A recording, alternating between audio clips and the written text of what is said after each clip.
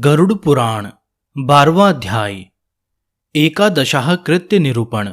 मृत शय्यादान, गौदान, घटदान, अष्ट महादान, वृषोत्सर्ग, मध्यम षोडशी, उत्तम षोडशी एवं नारायण बलि। गरुड़ जी ने कहा, हे सुरेश्वर, 11वें दिन के कृत्य विधान को भी बताइए, और हे जगदीश्वर, वृषोत्सर्ग की विधि भी बताइए। श्री भगवान ने कहा, 11वें दिन प्रातःकाल ही जलाशय पर जाकर प्रयत्न पूर्वक सभी और्ध्वदेहिक क्रिया करनी चाहिए। वेद और शास्त्रों का अभ्यास करने वाले ब्राह्मणों को निमंत्रित करें और हाथ जोड़कर नमस्कार करके उनसे प्रेत की मुक्ति के लिए प्रार्थना करें। आचार्य भी स्नान संध्या आदि करके पवित्र हो जाएं और 11वें दिन के लिए उचित कृत्यों का विधिवत विधान आरंभ करें। 10 दिन तक मृतक के नाम गोत्र का उच्चारण मंत्र उच्चारण के बिना करना चाहिए। 11वें दिन प्रेत का पिंडदान समंत्रक मंत्रों सहित करना चाहिए। हे गरुड़, सुवर्ण से विष्णु की, रजत से ब्रह्मा की, ताम्र से रुद्र की और लौह से यम की प्रतिमा बनवानी चाहिए।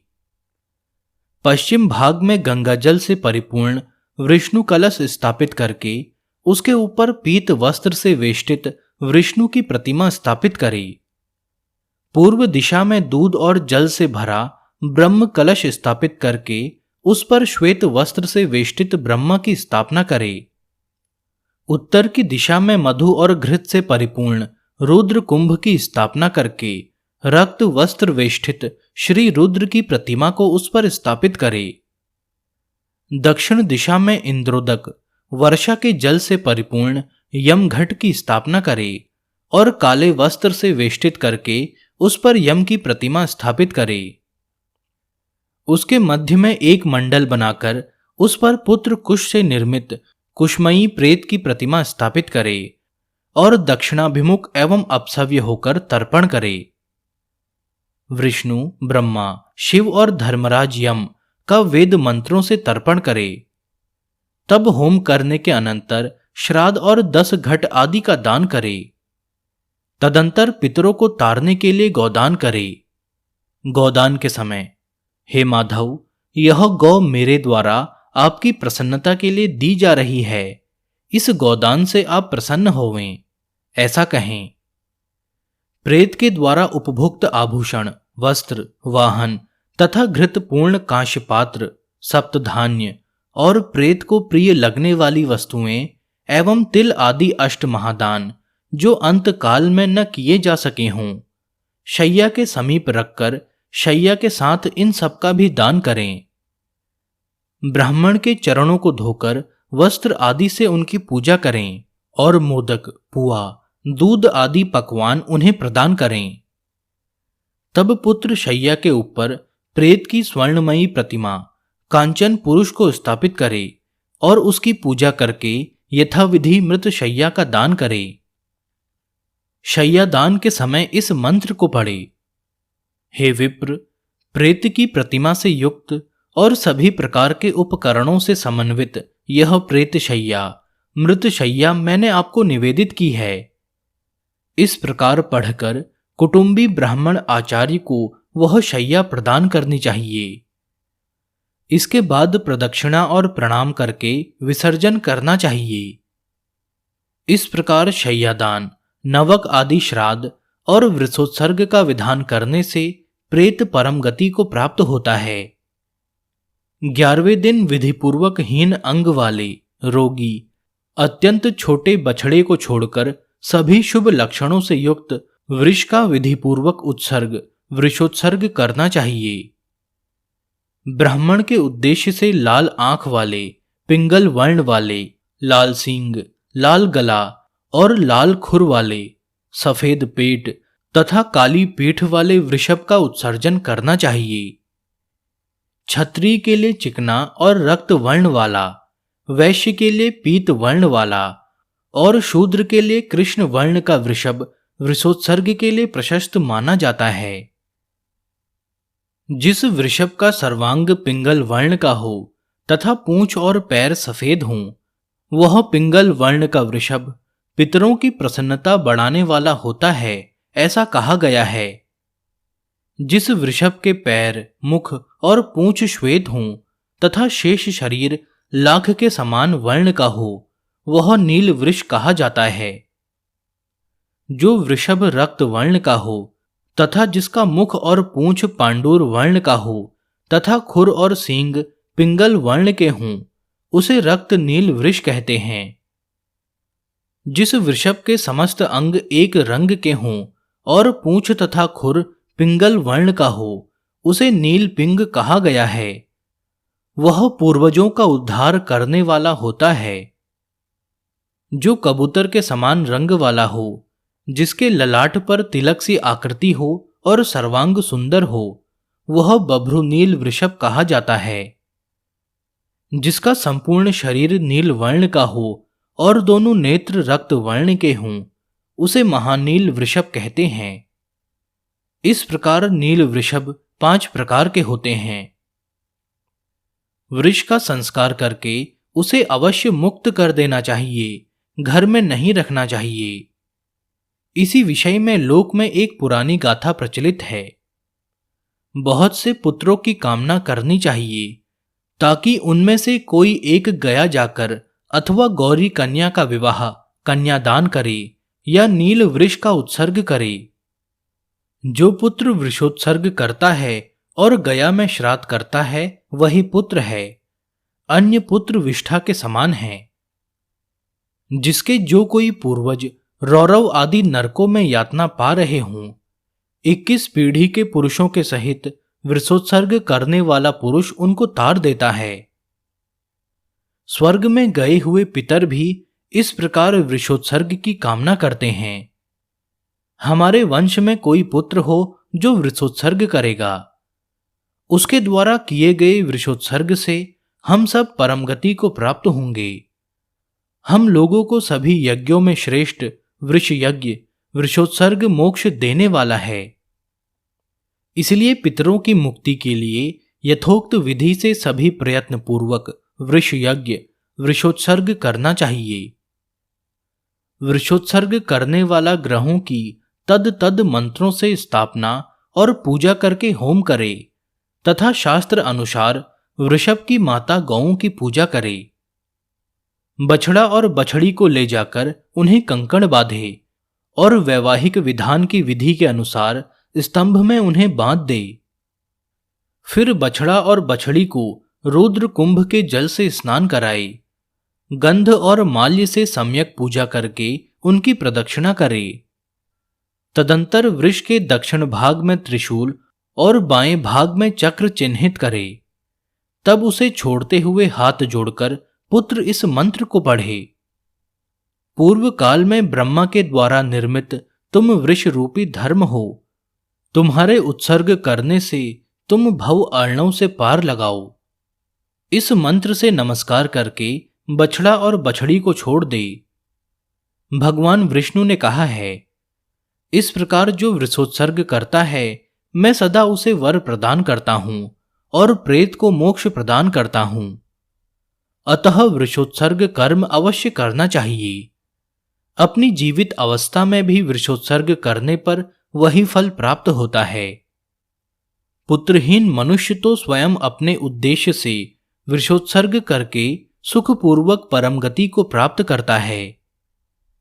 कार्तिक आदि शुभ महीनों में सूर्य के उत्तरायण होने पर, शुक्ल पक्ष अथवा कृष्ण पक्ष की द्वादशी आदि तिथियों में, सूर्य चंद्र के ग्रहण काल में, पवित्र तीर्थ में, दोनों अयन संक्रांतियों मकर कर्क में और विषुवत संक्रांतियों मेष तुला में वृषोत्सर्ग करना चाहिए। शुभ लग्न और मुहूर्त में पवित्र स्थान में समाहित चित्त होकर विधि जानने वाले शुभ लक्षणों से युक्त ब्राह्मण को बुलाकर जप, होम तथा दान से अपनी देह को पवित्र करके पूर्वोक्त रीति से सभी होमादि कृत्यों का संपादन करना चाहिए। शालग्राम की स्थापना करके वैष्णव श्राद्ध करना चाहिए। तदंतर अपना श्राद्ध करे और ब्राह्मणों को दान दे। हे पक्षिन, अपुत्रवान अथवा पुत्रवान जो भी इस प्रकार वृषोत्सर्ग करता है, उस वृषोत्सर्ग से उसकी सभी कामनाएं पूर्ण होती हैं। अग्निहोत्र आदि यज्ञों से और अनेकों दान से भी वह गति नहीं होती जो वृषोत्सर्ग से प्राप्त होती है। बाल्यावस्था, कौमार, पौगंड, यौवन और वृद्धावस्था में किया गया जो पाप है, वह सब वृषोत्सर्ग से नष्ट हो जाता है, इसमें संशय नहीं है। मित्रद्रोही, कृतघ्न, सुरापान करने वाला, गुरु पत्नीगामी, ब्रह्म हत्यारा और स्वर्ण की चोरी करने वाला भी वृषोत्सर्ग से पाप मुक्त हो जाता है। ये लोग महापापी कहे गए हैं। इसलिए हे गरुड़, सभी प्रयत्न करके वृषोत्सर्ग करना चाहिए। तीनों लोक में वृषोत्सर्ग के समान कोई पुण्य कार्य नहीं है।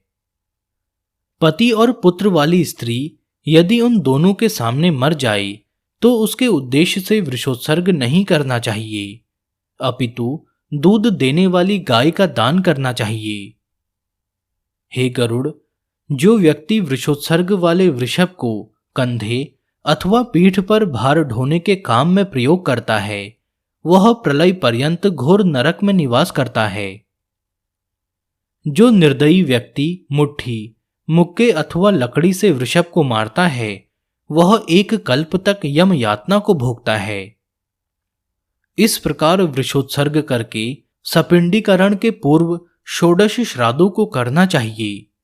वह मैं तुमसे कहता हूं, मृत स्थान में, द्वार पर, अर्ध मार्ग में, चिता में, शव के हाथ में और अस्थि संचय में, इस प्रकार 6 पिंड प्रदान करके 10 दिन तक दशगात्र के 10 पिंडों को देना चाहिए।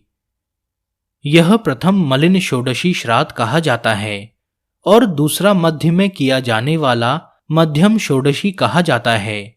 उसके विषय में तुमसे कहता हूं। मध्यम षोडशी में मलिन षोडशी की भांति ही 16 पिंड होते हैं। पहला पिंड भगवान विष्णु को, दूसरा शिव तथा तीसरा सपरिवार यम को प्रदान करें। चौथा पिंड सोमराज, पांचवा हव्यवाह, हव्य को हवन करने वाले अग्नि, छठा कव्यवाह, कव्य वहन करने वाले अग्नि तथा 7वां पिंड काल को प्रदान करे। 8वां पिंड रुद्र को, 9वां पुरुष को, 10वां प्रेत को और 11वां पिंड विष्णु को प्रदान करे। 12वां पिंड ब्रह्मा को, 13वां विष्णु को, 14वां शिव को, 15वां यम को और 16वां पिंड तत्पुरुष के उद्देश्य से देना चाहिए। हे खग, तत्वविद लोग इसे मध्यम षोडशी कहते हैं।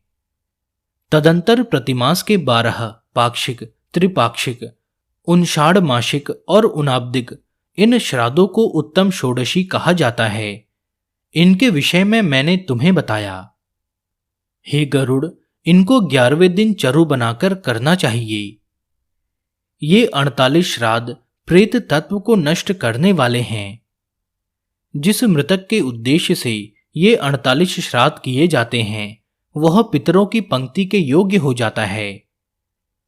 इसलिए पितरों की पंक्ति में प्रवेश दिलाने के लिए षोडश त्रयी, मलिन, मध्यम तथा उत्तम षोडशी करनी चाहिए। इन श्राद्धों से विहीन मृतक का प्रेतत्व सुस्थिर हो जाता है और जब तक षोडश त्रयी संज्ञक श्राद्ध नहीं किए जाते, तब तक वह प्रेत अपने द्वारा अथवा दूसरे के द्वारा दी गई कोई वस्तु प्राप्त नहीं करता। इसलिए पुत्र को विधान पूर्वक षोडश त्रयी का अनुष्ठान करना चाहिए। पत्नी यदि अपने पति के उद्देश्य से इन श्राद्धों को करती है तो उसे अनंत श्रेय की प्राप्ति होती है। जो स्त्री अपने मृत पति की अर्धदैहिक क्रिया, क्षयाह श्राद्ध, वार्षिक श्राद्ध तथा पाक्षिक श्राद्ध, महालय श्राद्ध करती है, वह मेरे द्वारा सती कही गई है। मलिन षोडशी के 16, मध्यम षोडशी के 16 तथा उत्तम षोडशी के 16, इन्हें मिलाकर 39 श्राद्ध कहे जाते हैं। जो स्त्री पति के उपकार के लिए पूर्वोक्त श्राद्धों का अनुष्ठान करने के लिए जीवन धारण करती है और मरे हुए अपने पति की श्राद्ध आदि रूप से सेवा करती है, वह पतिव्रता है और उसका जीवन सफल है। यदि कोई प्रमाद से आग से जलकर अथवा जल में डूबकर मरता है, उसके सभी संस्कार यथाविधि करने चाहिए। यदि प्रमाद से, स्वेच्छा से अथवा सर्प के द्वारा मृत्यु हो जाए तो दोनों पक्षों की पंचमी तिथि को नाग की पूजा करनी चाहिए। पृथ्वी पर पीठी से फण की आकृति वाले नाग की रचना करके श्वेत पुष्पों तथा सुगंधित चंदन से उसकी पूजा करनी चाहिए। धूप और दीप देना चाहिए तथा तंडुल और तिल चढ़ाना चाहिए। कच्चे आटे का नैवेद्य और दूध अर्पित करना चाहिए। शक्ति के अनुसार सुवर्ण का नाग और गौ ब्राह्मण को दान करना चाहिए। तदंतर हाथ जोड़कर नागराज प्रसन्न हों, इस प्रकार कहना चाहिए। पुनः उन जीवों के उद्देश्य से नारायण बलि की क्रिया करनी चाहिए। ऐसा करने से मृत व्यक्ति सभी पातकों से मुक्त होकर स्वर्ग को प्राप्त होते हैं। इस प्रकार संपूर्ण क्रिया करके 1 वर्ष तक अन्न और जल के सहित घट का दान करना चाहिए अथवा संख्यानुसार जल के सहित पिंडदान करना चाहिए। इस प्रकार 11वें दिन श्राद्ध करके सपिंडीकरण करना चाहिए और सूतक बीत जाने पर शय्यादान और पददान करना चाहिए। इस प्रकार गरुड़ पुराण के अंतर्गत सारोद्धार में एकादशाह विधि निरूपण नामक 12वां अध्याय पूरा हुआ।